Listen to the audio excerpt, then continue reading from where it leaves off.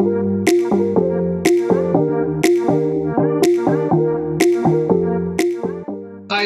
I'm Al Dominic, your host for Looking Ahead. And here in season two, we continue to explore key developments taking place in key industries, really to help the C-suite and boards of publicly traded companies to get smarter, faster on emerging issues and ideas. I'm in Washington, D.C. today, and I'm being joined remotely by Courtney Midanek, who I believe is in Chicago. Courtney is a part of a great team at Kaufman Hall, a world-class management consulting firm providing independent, objective insights to help their clients tackle their toughest problems. Courtney, who's a managing director at the firm, brings a really strong background on healthcare.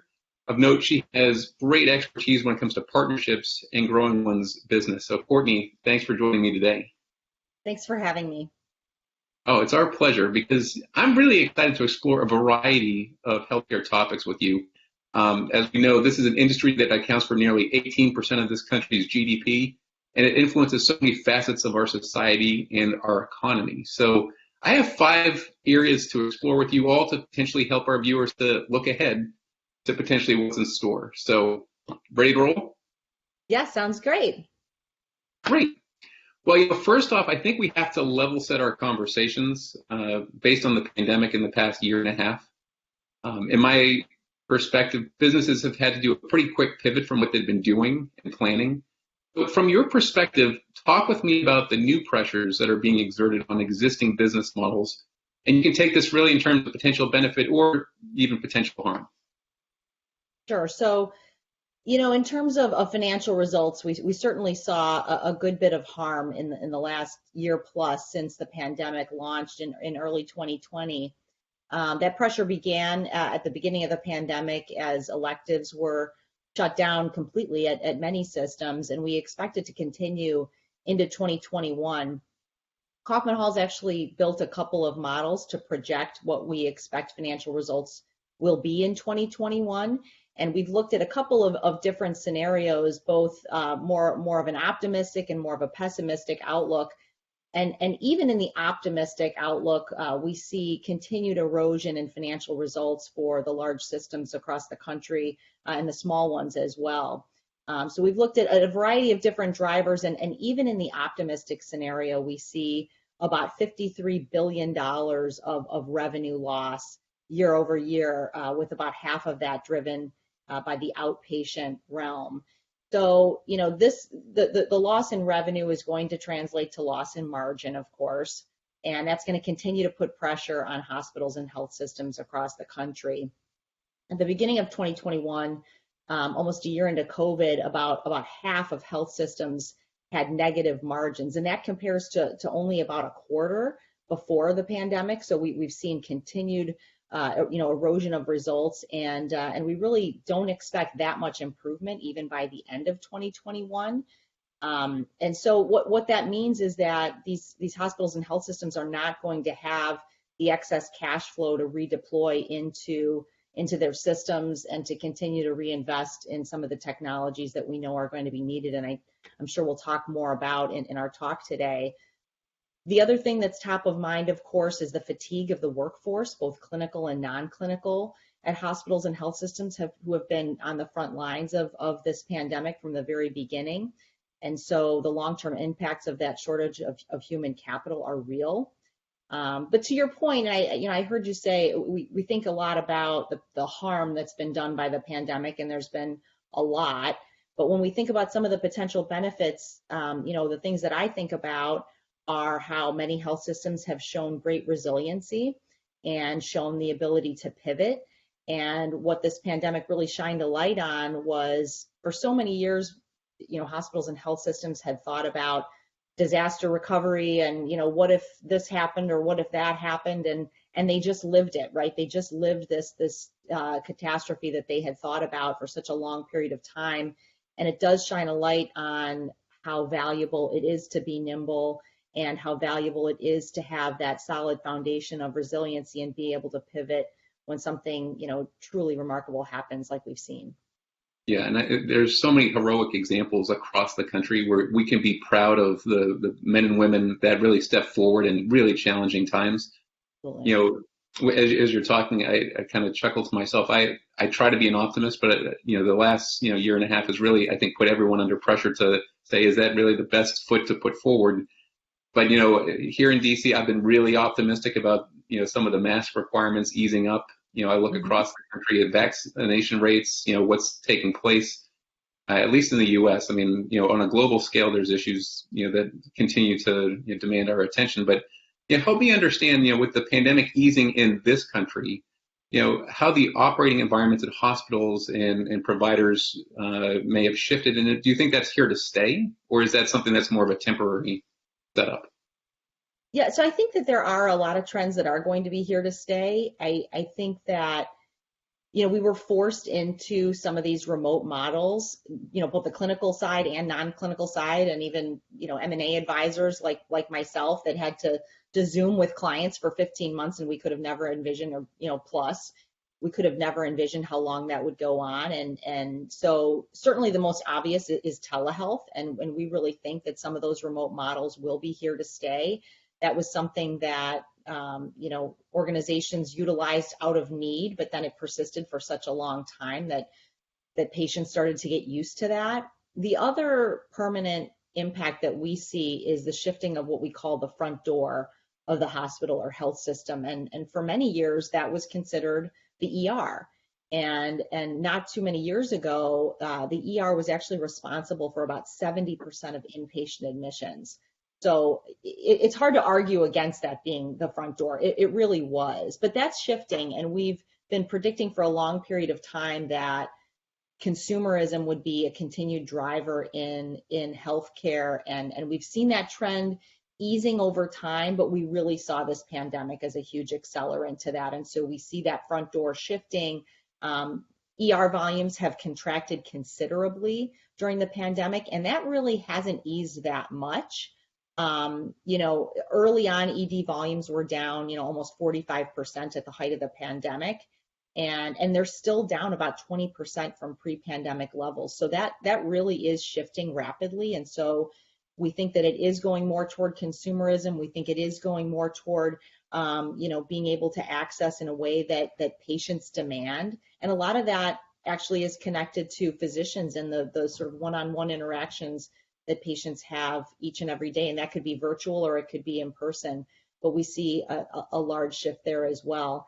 Then I guess the last thing that is I think really interesting, and I think we saw it was last week or the week before, a very interesting announcement from Advocate Aurora that they were going to have a large number of their workforce begin to be, permanently remote. And so, it begs a question for large organizations across the country, certainly for their non-clinical and support folks, whether, they might work well from home. Again, we were forced into this model, and we thought it was going to be a temporary thing. It's gone on for so long, and we've been able to see how resilient we can be too in supporting models, maybe, not necessarily in the type of office setting that we always saw in the past.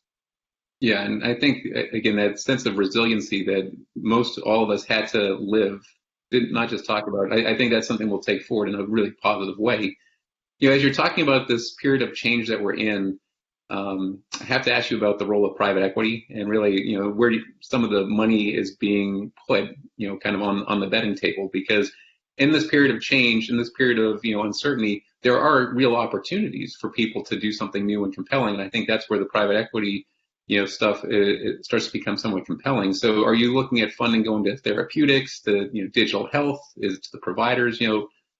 What's your take on all this?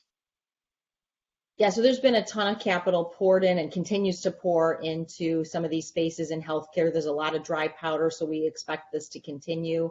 And that's going to be everywhere from some of these remote models to digital health and therapeutics and home health and hospice and hospitals, at home and the like. So we expect that that's going to continue to pour in. And it creates an interesting dynamic actually for hospitals and health systems that may actually be competing against these sponsors in spaces like, provider groups, et cetera. And the other interesting dynamic is that, there's always sort of that looming transaction when you're talking about financial sponsors. So whether they're making the investments today and maybe looking to transact that that organization in a couple years, or if they made that investment a couple of years ago and they're looking to transact again.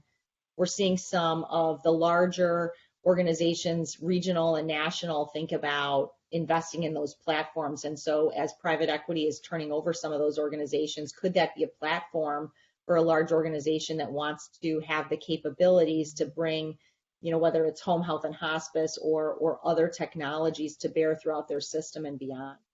Yeah, well, and you're talking transactions. So, as I mentioned earlier, 18% of the country's GDP can be tied back to health. So this makes it a really, I think, attractive space in which to operate. The buying and selling, of businesses, that's something that's taken place in the past. I'm sure it'll continue in the future. So, talk a little bit about this pace of acquisition. Do you think it's going to accelerate in the coming months and years? And if you think it will, is there kind of a hot area of interest at the moment? Sure. We do expect it's going to accelerate, and it is in many different pockets, as you alluded to. So first is what maybe I'll characterize as tuck-in transactions. So one large organization coming together with a smaller organization, and that's really driven either by financial distress due to some of the factors that we talked about earlier in our conversation. Revenue being compressed and expenses coming up and margins really being squeezed, some to the point of negative margins. And so that's certainly putting some pressure on. And then some are really driven, by strategic drivers and actually some pretty healthy organizations that after coming through the pandemic said, wow, there are really some capabilities that we could bring and make us even stronger, because at the end of the day, this is all about permission-based organizations, serving our communities, and how do we do that better, and can we do that better under the umbrella of a larger system? Second, the second area I would cover would be the mega deals, if you will, and we've seen lots of announcements even over the last 12 to 18 months of these mega deals. We've also seen a lot of them called off. Yesterday, actually, Cone Health and Centara was called off. But, and so I expect that we'll get a lot of questions about that and maybe skepticism around whether or not those will be able to be consummated. But I will tell you that, many of those large system-to-system transactions that we see actually have a very strong business rationale. But the way that those are transacted is incredibly important.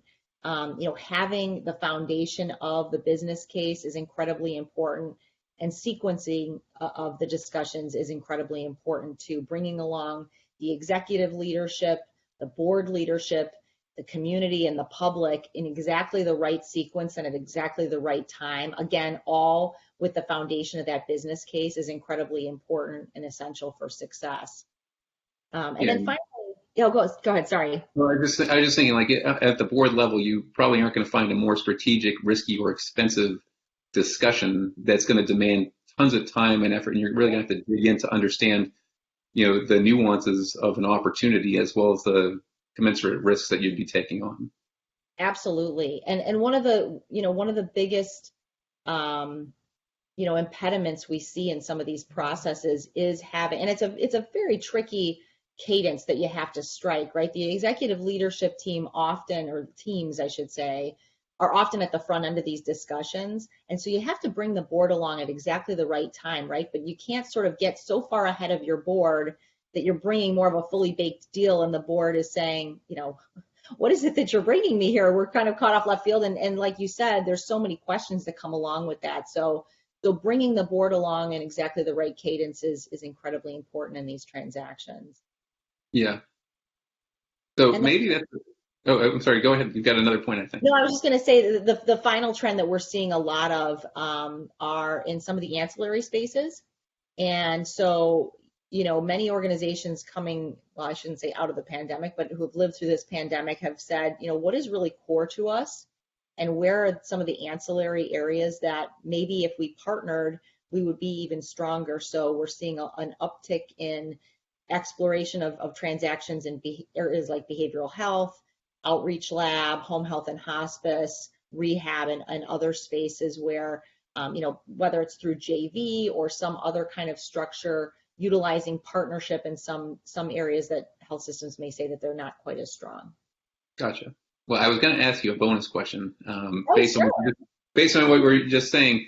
And I want to kind of keep this with the board in mind. It doesn't have to be board specific, but I noticed that Google has paired up with HCA on data, and I'm curious about what that means for other providers, but really putting that into the strategic context of what's that going to do to other, businesses as they look at that type of announcement.